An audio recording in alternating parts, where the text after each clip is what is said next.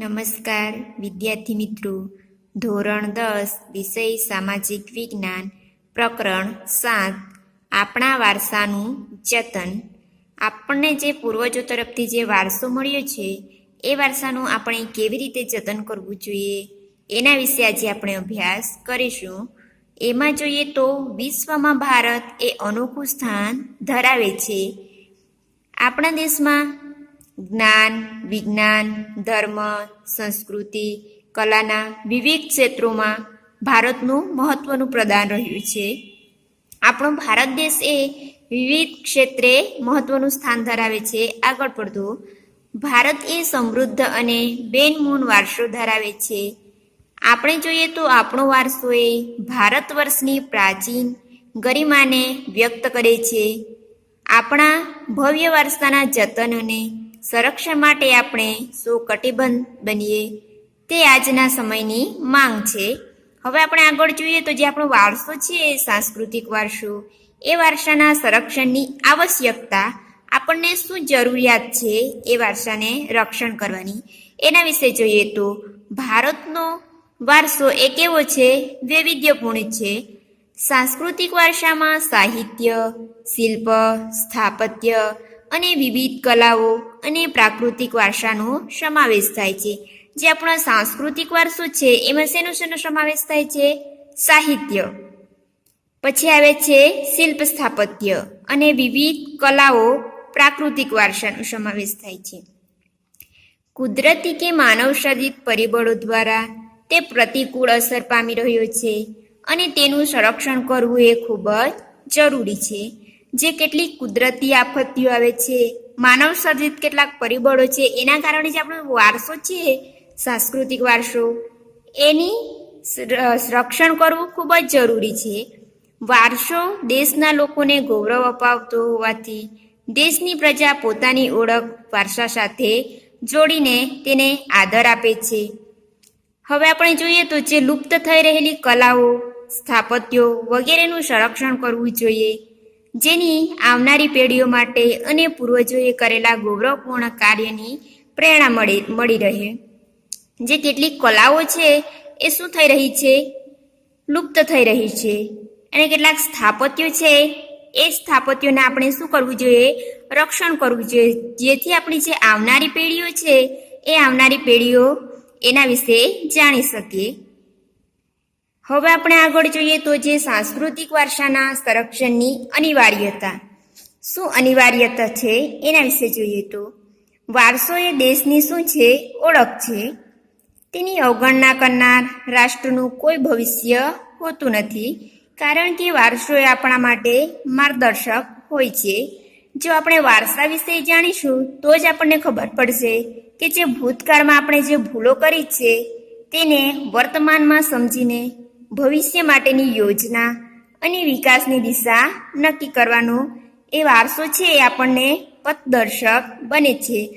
તો આપણે વારસામાંથી આપણે શું જે ભૂતકાળમાં ભૂલો કરી હોય છે એ ભૂલો આપણે સુધારીને વર્તમાન અને ભવિષ્ય માટેની જે યોજનાઓ કરી શકીએ છીએ. દેશના સાંસ્કૃતિક અને જે પ્રાકૃતિક વારસાના સ્થળોને થતા નુકસાન કે વિનાશ પ્રત્યે દેશના લોકોમાં જાગૃતિ આવે તે અનિવાર્ય છે.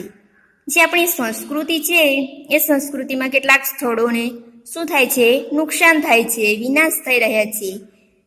એના માટે આપણે લોકોમાં જાગૃતિ લાવવી અનિવાર્ય છે. વારસાના જતન માટે માત્ર સરકારે જ નહીં પરંતુ પ્રજાએ પણ પોતાની ભૂમિકા નિભાવવી જોઈએ. આગળ જોઈએ તો નષ્ટ થતો અટકાવવો જરૂરી છે. વિદેશી પ્રજાના જે આક્રમણ અને આપણી સજાગતાના અભાવે જે લીધે આપણા વારસાને ભયંકર શું થઈ રહ્યું છે? નુકસાન થઈ રહ્યું છે. અને એમની જાળવણી કરવી એ સરકાર અને આપણી નૈતિક ફરજ રહી છે. તો વિદ્યાર્થી મિત્રો, આપણે સાંસ્કૃતિક વારસાના સંરક્ષણની અનિવાર્યતા જોઈ. હવે આપણે જોઈએ તો પર્યટન ઉદ્યોગ અને આપણો વારસો. પર્યટન ઉદ્યોગ એમાં જોઈએ તો યુનેસ્કોએ ભારતના ઘણા બધા પ્રાકૃતિક અને સાંસ્કૃતિક સ્થળોએ વૈશ્વિક વારસાની યાદીમાં સમાવેશ કરેલો છે. દેશ વિદેશના પ્રવાસીઓ આપણા સાંસ્કૃતિક અને પ્રાકૃતિક વારસાના સ્થળોને જોવા, જાણવા અને સંશોધન કરવા આવે છે. જે આપણા ભારત દેશમાં સાંસ્કૃતિક વારસો છે, જે સ્થળો છે સાંસ્કૃતિક એ સ્થળોને જોવા માટે દેશ વિદેશથી કોણ આવે છે? પ્રવાસીઓ આવે છે અને જાણે છે સ્થળને, પછી એમના પર સંશોધનો કરે છે. આમ તેથી દેશના પર્યટન ઉદ્યોગનો વિકાસ થાય છે. તેમજ પરિવહન ઉદ્યોગને પણ શું થાય છે? લાભ થાય છે. પર્યટન ઉદ્યોગ જે તે રાજ્યને આર્થિક લાભ કરાવી આપે છે તથા લોકોની જે સાંસ્કૃતિક કલાઓ, પરંપરાઓ અને વિશ્વ સમક્ષ પ્રકટ કરવાની તક પૂરી પાડે છે. સ્થાનિક લોકોને શું મળી રહે છે? રોજગારી મળી રહે છે અને લુપ્ત થતી કલાઓને નવજીવન મળી રહે છે. આમ પર્યટન ઉદ્યોગથી પણ આપણા જે લોકો છે એમને ઘણો એવો ફાયદો થાય છે, રોજગારી મળે છે. આગળ જોઈએ તો જે શૈક્ષણિક ક્ષેત્રે પર્યટન ક્ષેત્રના અભ્યાસક્રમોની જે વિકાસ થતા પર્યટન માર્ગદર્શક એટલે કે જે ટુરિઝમ ગાઈડ, તમે જોયા હશે કે આપણે જ્યારે પ્રવાસે જઈએ છીએ ત્યારે ગાઈડ હોય છે. ટુરિઝમ એટલે કે આપણને સમજાવતો હોય છે, જે સ્થાપત્ય હોય છે એના વિશે, એના સાથે કઈ કહાનીઓ જોડાયેલી છે એવી રીતે સમજાવતો હોય છે. સ્વતંત્ર વ્યવસાય વિકાસ પામ્યો છે. આમ વિદેશી પર્યટકો આવવાથી વિદેશી હુંડિયામણ ભારતને પ્રાપ્ત થાય છે. આમ ભાતીગળ સંસ્કૃતિની ઓળખ વિશ્વ ફલક ઉપર કરાવી દેશની આગવી પ્રતિભાને ઉજાગર કરે છે. આગળ જોઈએ તો જે પર્યટન ઉદ્યોગને લીધે ફોટોગ્રાફી, ઘોડેસવારી, નૌકા વિહાર જેવી પ્રવૃત્તિઓને શું મળે છે? પ્રોત્સાહન મળે છે અને ફેરિયાઓને રોજગાર મળે છે. આમ ભાતીગળ સંસ્કૃતિ સ્થાનિક કલા કારીગરી તથા વિશેષતાને એક મંચ મળી રહે છે. તો આપણે સાંસ્કૃતિક વારસાના સંરક્ષણની શું આવશ્યકતા છે એના વિશે જોયું, શું અનિવાર્યતા છે એના વિશે જોયું, અને જે પર્યટન ઉદ્યોગો છે અને આપણો વારસો છે એનાથી આપણને શું શું લાભ થાય છે. વારસાની જાળવણી અને સંરક્ષણ માટેના થયેલા જે પ્રયાસો છે એ આપણે જોઈશું. એમાં સૌપ્રથમ જોઈએ તો ઈસવીસન 1952માં ભારત સરકારે ભારતીય વન્યજીવો માટે બોર્ડની રચના કરી છે. ક્યારે કરી છે? ઈસવીસન 1952માં વન્યજીવો માટેની બોર્ડની રચના કરી છે.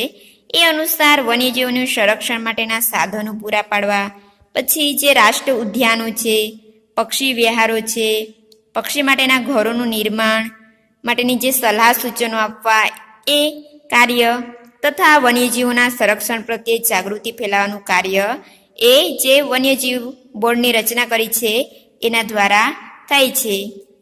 હવે આપણે જોઈએ તો આગળ બીજા નંબર પર જોઈએ તો ઈસવીસન 1972માં વન્યજીવને લગતો કાયદો અમલમાં આવ્યો હતો. 1952માં વન્યજીવને બોર્ડની રચના કરી અને કાયદો ક્યારે અમલમાં આવ્યો? ઈસવીસન 1972માં. આગળ જોઈએ તો દેશમાં નવા રાષ્ટ્રીય ઉદ્યાનો અને અભયારણ્યોની સ્થાપના કરવામાં આવી છે. આપણા જે પક્ષીઓ, પશુઓ માટે અભયારણ્યો અને રાષ્ટ્રીય ઉદ્યાનોની સ્થાપના કરવામાં આવી છે. ભારતની જાળવણી અને સંરક્ષણ માટે દેશના કાયદાઓને વિશાળ પરિપ્રેક્ષ્યમાં મૂકવામાં આવ્યા છે. લુપ્ત થતા વિશિષ્ટ છોડવાઓ અને પશુઓને બચાવવા, તેનો વિનાશ રોકી શકાય તે માટે કડક કાયદાઓ બનાવવામાં આવ્યા છે. હવે આગળ જોઈએ તો ઈસવીસન 1883માં સ્થપાયેલી છે મુંબઈ પ્રાકૃતિક ઇતિહાસ સમિતિ એ સૌથી જૂની સંસ્થા છે. સૌથી જૂની સંસ્થા કઈ છે? મુંબઈ પ્રાકૃતિક ઇતિહાસ સમિતિ. એમની સ્થાપના ક્યારે થઈ હતી? ઈસવીસન 1883માં. જે તમે ચિત્રમાં જોઈ શકો છો કે વન્યજીવો તથા પર્યાવરણ સંરક્ષણ. હવે આગળ જોઈએ તો જે પ્રાચીન સ્મારકો છે, પુરાતત્વીય સ્થળો છે, જે અવશેષો છે મળી આવ્યા છે, એમની જાળવણી માટેના કેટલાક કાયદાઓ એના વિશે જોઈશું. તો જોઈએ તો ભારતીય વારસા સામે સમયે સમયે જે જોખમી નુકસાનકારક પરિબળો ઊભા થતા ગયા છે એ વારસાની જાળવણીના પ્રયત્નો વધુ થયા છે. આમ વારસાના સાચવણીમાં અનેક વિવિધતાઓ જોવા મળી છે. આગળ જોઈએ તો જે પુરાતત્વીય વારસાને સુરક્ષિત રાખવા માટે સંસદે ઈસવીસન 1958માં પ્રાચીન સ્મારકો, પુરાતત્વીય સ્થળો અને લગતો જે કાયદો પસાર કર્યો છે, જે અનુસાર પ્રાચીન કલાકૃતિઓ, ધાર્મિક સ્થાનકો અને ઐતિહાસિક સ્થાનકો અને સ્થળોના અવશેષો વગેરેની જાળવણી કરવાનું સૂચવ્યું છે.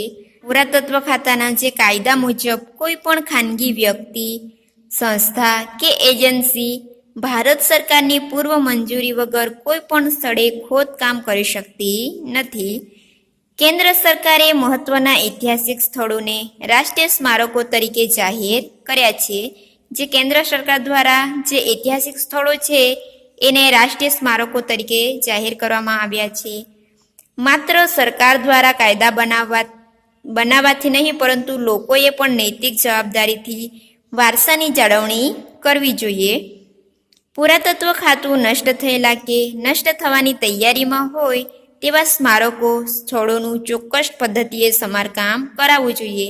જે કેટલાક સ્થાપત્યો છે એ નષ્ટ થઈ જવાના હોય છે અથવા તો તૈયારીમાં હોય છે, એનું સ્મારકો અને સ્થળોનું પદ્ધતિસર સમારકામ કરાવે છે. આગળ જોઈએ તો જે ઇમારતોનું સમારકામ કરાવતી વખતે, કોઈ પણ સ્થાપત્ય હોય એમનું સમારકામ કરાવતી વખતે ધ્યાનમાં રાખવી જોઈએ કે જેમાં તેનું મૂળ સ્વરૂપ, જે અસલ સ્વરૂપ હતું એ બદલાઈ ન જાય, એમનો આકાર ન બદલાઈ જાય, કદ એ વ્યવસ્થિત ધ્યાનમાં રાખીને જળવાઈ રહે તેવી રીતે તેમનું સમારકામ કરાવવું જોઈએ. ભારતીય પુરાતત્વ સર્વેક્ષણ નામનું જે સરકારી ખાતું પોતાની દેખરેખ હેઠળ અંદાજે 5000 કરતાં વધુ સ્મારકો અને સ્થળોની જાળવણી માટેનું કાર્ય કરે છે. હવે જોઈએ તો જે આંધ્રપ્રદેશમાં કૃષ્ણા નદી પર નાગાર્જુન સાગર બહુહેતુક યોજના બાંધવામાં આવી છે. એ કારણે સંગેશ્વર મંદિર અને પાપનાશમ મંદિર સમુદ્ર પાણીમાં ડૂબી જાય તેમ હતા. જે બહુહેતુક યોજનાને કારણે જે મંદિરો છે એ સમુદ્રમાં ડૂબી જાય તેમ હતા. આમ પુરાતત્વ ખાતાએ આ મંદિરોને આંધ્રપ્રદેશના મહેબૂબનગર જિલ્લાના આલમપુર ખાતે સફળ રીતે ખસેડીને સ્થળાંતરિત કર્યા છે. આગળ જોઈએ તો જે વિશ્વની 7 અજાયબીઓમાંનું એક આગ્રાનો તાજમહેલ છે, એ તાજમહેલ મથુરાની રિફાઇનરી તથા ઉદ્યોગનો જે ધુમાડો નીકળે છે એ ધુમાડાના કારણે શ્વેત સંગેમરમર જે આરસ, ઝાંખા અને પીળા થઈ રહ્યા હતા. પુરાતત્વ ખાતા દ્વારા વાયુ પ્રદૂષણ ફેલાવનાર ઉદ્યોગોને બંધ કરાવી તાજમહેલની નિયમિત સફાઈ કરાવવાના યોગ્ય પગલાં ભર્યા. પરિણામે તાજમહેલની ચમક જળવાઈ રહી છે. તો આપણે જે પ્રાચીન સ્મારકો છે, પુરાતત્વીય સ્થળો છે, અવશેષો, સ્થળોની જે જાળવણી માટેના કેટલાક કાયદાઓ છે એના વિશે જોયું. હવે આપણે જોઈએ તો જે સંગ્રહાલયોના જતન માટે આપણી શું ભૂમિકા છે. જે સંગ્રહાલયો બનાવવામાં આવેલા છે એમાં આપણે પોતાની ભૂમિકા કઈ રીતે નિભાવી શકીએ છીએ એના વિશે જોઈએ તો ભારતીય નિધિ વ્યાપાર કાનૂન 1876 મુજબ કોઈ પણ નાગરિકે અચાનક કોઈ પૌરાણિક, પ્રાચીન અને કલાત્મક ચીજવસ્તુ, ઘર, ખેતર, કૂવો, તળાવ વગેરે બનાવતા જે ખોદકામ દરમિયાન મળી આવે તો પુરાતત્વ ખાતાને તેની જાણ કરવાની હોય છે. એટલે કે કોઈ પણ વ્યક્તિ કોઈ પણ કાર્ય કરતું હોય છે, જે ખોદકામ, ધારો કે ઘર બનાવવા, ખેતરમાંથી કૂવો, તળાવ, તો ખોદકામ દરમિયાન જે વસ્તુ મળી આવે છે એ વસ્તુ એમણે પુરાતત્વ ખાતાને જાણ કરવાની હોય છે. આગળ જોઈએ તો જે 1972માં સરકારે પસાર અતિ મૂલ્યવાન કલાકૃતિ અંગેનો જે કાયદો 1972માં સરકારે પસાર કરી વ્યક્તિગત અથવા ખાનગી સંગ્રહાલયોની જાણકારી પણ મેળવી છે. અહીં જોઈએ તો સંસ્કૃત, અર્ધમાગધી, પ્રાકૃત, પાલી, હસ્તપ્રતોની જાળવણી તથા તેનો સંગ્રહ થાય છે. આમ જે રાજ્યોના દફતર ભંડારોમાં જે દસ્તાવેજોનો વૈજ્ઞાનિક ઢબે સાચવવાની ઇતિહાસકારો અને સંશોધકોએ યોગ્ય માર્ગદર્શક મળી રહે છે. આમ પ્રાચીન કલાકૃતિઓ તથા અતિમૂલ્યવાન વસ્તુઓ સાચવવા માટે સંગ્રહાલયોનું કાર્ય મહત્વનું છે. દેશના મહત્વના સંગ્રહાલયો. હવે આપણે જે આપણા દેશમાં સંગ્રહાલયો એટલે કે મ્યુઝિયમ આવેલા છે એના વિશે થોડી માહિતી મેળવીએ તો એમાં જોઈએ તો રાષ્ટ્રીય સંગ્રહાલય એ ક્યાં આવેલું છે? નવી દિલ્હીમાં. અને કયા રાજ્યમાં? દિલ્હી. આગળ જોઈએ તો ભારતીય સંગ્રહાલય. આપણે સૌપ્રથમ કયું જોયું? રાષ્ટ્રીય સંગ્રહાલય. એના પછી ભારતીય સંગ્રહાલય ક્યાં આવેલું છે? કોલકાતા. અને એ કયા રાજ્યમાં પડે? પશ્ચિમ બંગાળ. આગળ જોઈએ તો છત્રપતિ શિવાજી મહારાજ વાસ્તુ સંગ્રહાલય એટલે કે પ્રિન્સ ઓફ વેલ્સ મ્યુઝિયમ એ કયા શહેરમાં આવેલું છે? મુંબઈ અને રાજ્ય મહારાષ્ટ્ર. સલારાગંજ સંગ્રહાલય એટલે કે ક્યાં આવેલું છે? હૈદરાબાદ. અને કયું રાજ્ય આવે છે? આંધ્રપ્રદેશ. રાષ્ટ્રીય માનવ સંગ્રહાલય કયા શહેરમાં આવેલું છે? ભોપાલ. અને રાજ્ય છે મધ્યપ્રદેશ. લાલભાઈ દલપતભાઈ સંગ્રહાલય એલડી ઇન્સ્ટિટ્યૂટ ઓફ ઇન્ડોલોજી ક્યાં આવેલું છે? અમદાવાદ. અને રાજ્ય આવે છે ગુજરાત. આગળ જોઈએ તો શ્રી મહાવીર જૈન આરાધના કેન્દ્ર કોબા ગાંધીનગર શહેરમાં અને રાજ્ય છે ગુજરાત. શ્રી હેમચંદ્રાચાર્ય ગ્રંથાલય કયા શહેરમાં આવેલું છે? પાટણ. અને રાજ્ય છે ગુજરાત. વડોદરા મ્યુઝિયમ અને પિક્ચર ગેલેરી કયા શહેરમાં આવેલી છે? વડોદરા.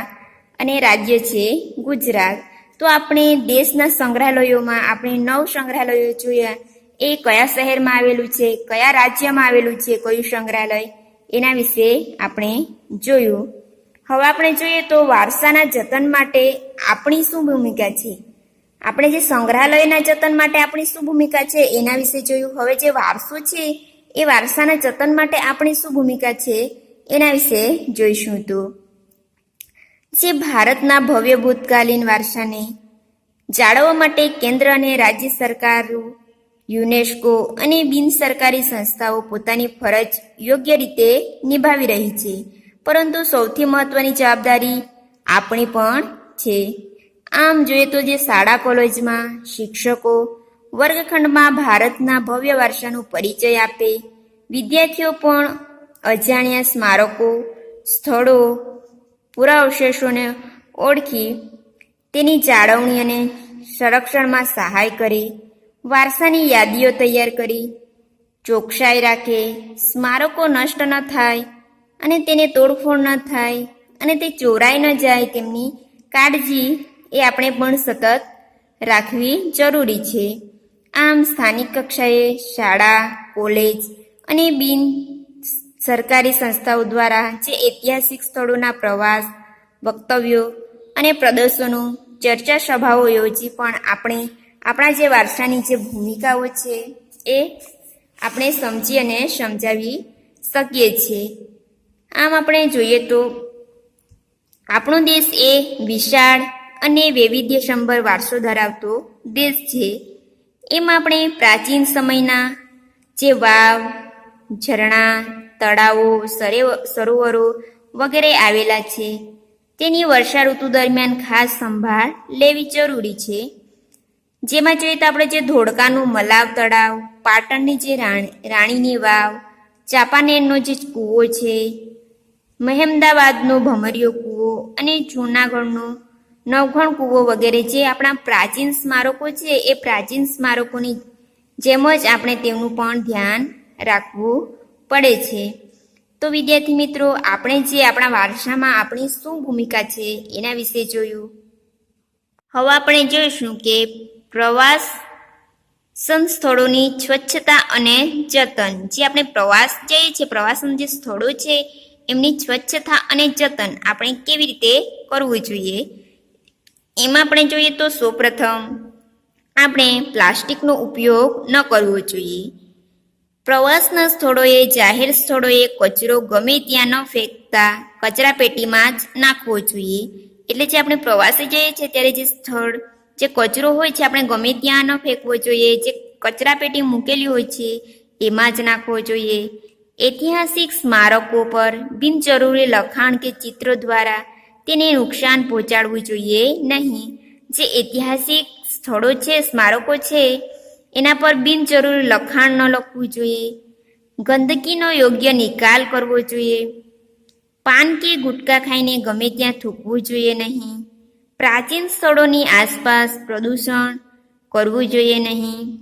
આમ જે ઐતિહાસિક સ્થાપત્યો ધરાવતી વાવો છે, જળાશયો, તળાવો, ઝરણા વગેરે ચોમાસા દરમિયાન ખાસ કાળજી રાખવી જોઈએ.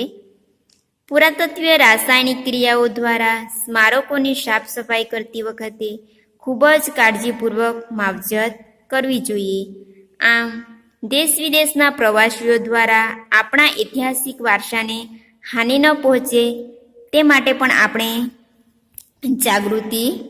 જાગૃત કરવા જોઈએ. કેટલીક જે કુદરતી આફતો આવે છે એ કુદરતી આફતથી પ્રવાસન સ્થળોને શું થાય છે, નુકસાન થાય છે.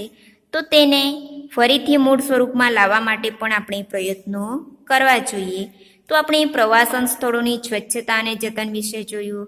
હવે આપણે જોઈશું કે જે આપણો ભારત દેશ છે એ ભારત દેશમાં કેવો દેશ છે, વિવિધતામાં એકતા ધરાવતો દેશ છે. આપણા દેશમાં વિશ્વની અતિ પ્રાચીન સંસ્કૃતિઓ પૈકી એક ભારતીય સંસ્કૃતિ એ સમૃદ્ધ અને વૈવિધ્યસભર વારસો ધરાવે છે. આપણા ભારત દેશમાં વિવિધ જાતિઓ, ધર્મ, રીત રિવાજો, ભાષાઓ વગેરે પાળનારાઓ લોકો વસે છે. ભારત એ વૈવિધ્ય ધરાવતો હોવા છતાં ભાતીગળ સંસ્કૃતિનું સર્જન કરી શક્યો છે.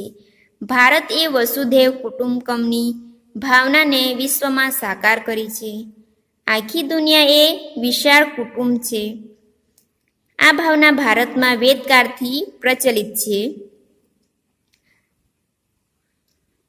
અમને ચારે દિશાઓમાંથી સારા અને શુભ વિચારો પ્રાપ્ત થાઓનો ઋગ્વેદનો સંદેશ ભારતીય સંસ્કૃતિની વિશાળતા અને વ્યાપકતા દર્શાવે છે. આપણે ચિત્રમાં જોઈ શકીએ છીએ કે આપણા દેશમાં વિવિધ ધર્મ, વિવિધ જાતિ, સંસ્કૃતિ ધરાવતા લોકો વસે છે અને એકબીજાની સંસ્કૃતિને અપનાવી છે. એકબીજાના તહેવારો ધૂમધામથી ઉજવાય છે. આમ ભારત એ વિવિધતામાં એકતા ધરાવતો દેશ છે. તેથી જ તો કહેવાય છે કે જે ભારતને ધાર્મિક સહિષ્ણુતાનો પ્રસાર વિશ્વમાં કર્યો છે. તમે સાંભળ્યું હશે કે સ્વામી વિવેકાનંદે શિકાગોમાં જે મળેલી વિશ્વ ધર્મ પરિષદમાં કહ્યું છે કે મને કહેતા ગર્વ થાય છે કે જે ધર્મનું હું પ્રતિનિધિ છું તે ધર્મ જગતને શું આપે છે, સહિષ્ણુતા અને વિશ્વ બંધુત્વતાના પાઠો શીખવ્યા છે. આમ ભારત એ બિનસાંપ્રદાયિક દેશ છે. ધર્મની દ્રષ્ટિએ ભારત સંસારમાં પ્રમુખ ધર્મોના સંમિશ્રણની ભૂમિ રહ્યું છે. કારણ કે આપણા દેશમાં હિન્દુ ધર્મ, બૌદ્ધ, જૈન, પારસી, ઇસ્લામ વિવિધ ધર્મ પાળનારા લોકોનો પ્રભાવ જોવા મળે છે. પ્રાચીન ભારતના જે જ્યોતિધરો છે એમણે પણ ભારતની એકતા પર ભાર મૂકી સમગ્ર દેશને ભારત વર્ષ એવું વિશાળ નામ આપ્યું છે.